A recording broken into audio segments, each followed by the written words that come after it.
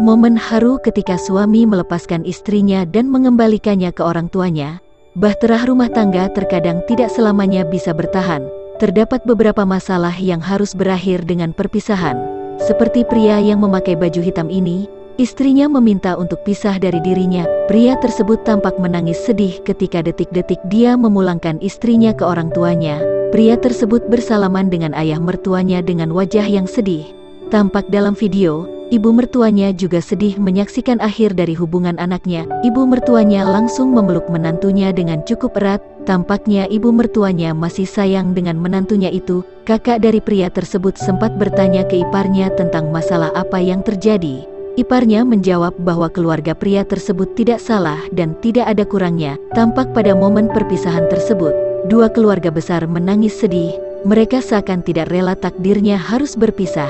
Video tersebut banyak menuai komentar dari netizen. Banyak netizen yang salut dengan pria tersebut ketika mengambilnya dengan cara baik lalu mengembalikannya juga dengan cara yang baik.